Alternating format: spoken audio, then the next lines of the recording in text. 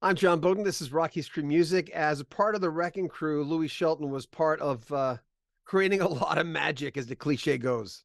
But he was also a very well-known producer, working with England Dan and John Ford Coley, but most notably, Seals and Crofts. Whenever we talk to anybody from the Wrecking Crew, there's one name that usually comes up. I'm a drummer.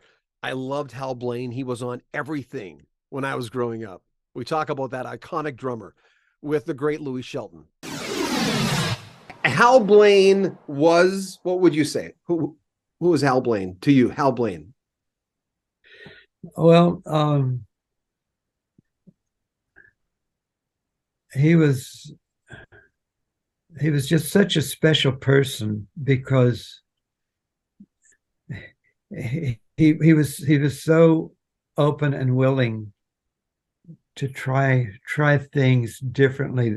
He didn't just count off a tune and chink chink chink chink.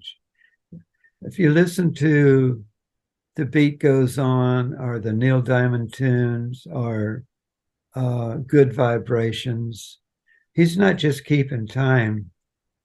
He's creating a whole different drum landscape that's unique for that song, you know. And then you put him on something like MacArthur Park, this big, all one of my favorite pieces of music. Uh, he just had a way of nailing something that was unique and but just fit perfect for whatever the situation was. And like with all of us, it's like with the Carpenter stuff. Um, that was just such simple stuff.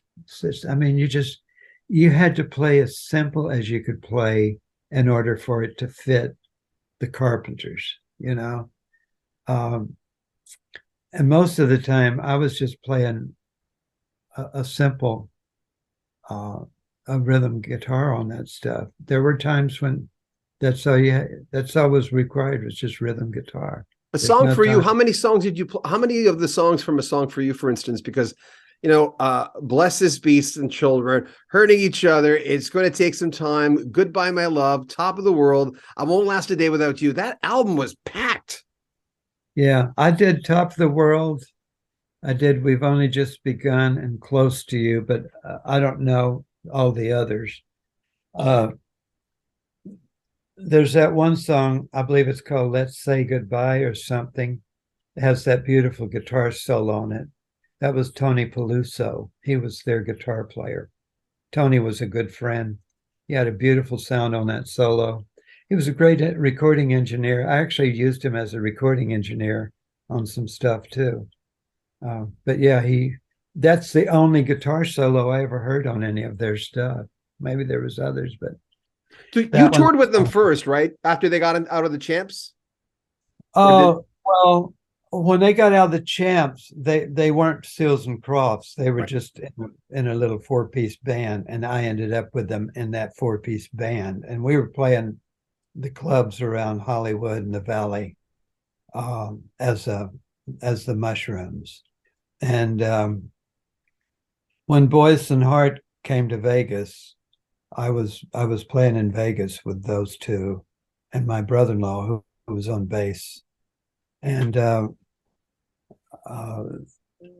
so when I left the group, that group didn't last very long, and Seals and Crofts found themselves uh, sitting around strumming, and they came up kind of with this.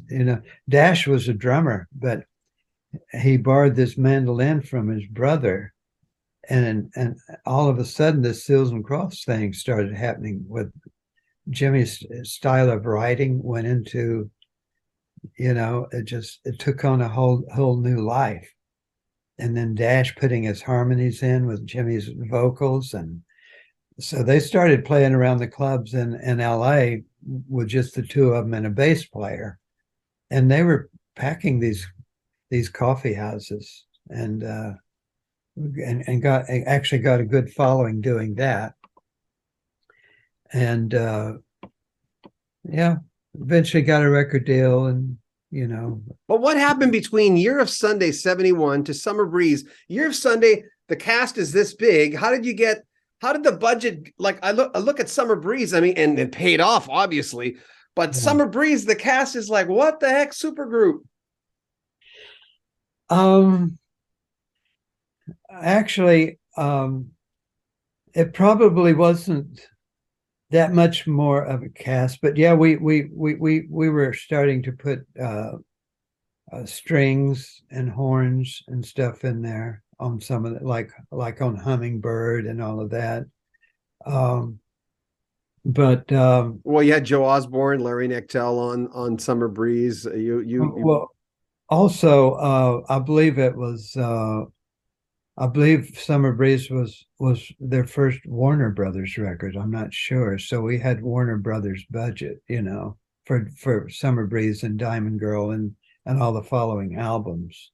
So we were able to use any studio and what musicians we wanted. So there was no limitations there. Hope you enjoyed that. Keep looking for our entire interview with Louis Shelton. It'll be at the very top of the description. When it's ready, we'll put it on all the videos. Remember, if you want to support the channel, at the very top of the description as well, there are links where you can join our Patreon or make a donation to the channel. But if you like what you hear and see, make sure you subscribe to the channel, like our videos, share them on social media, and make a comment. We read all the comments. We'll have more from Louis Shelton in the next few days. I'm John Beaudin. This is Rock History Music.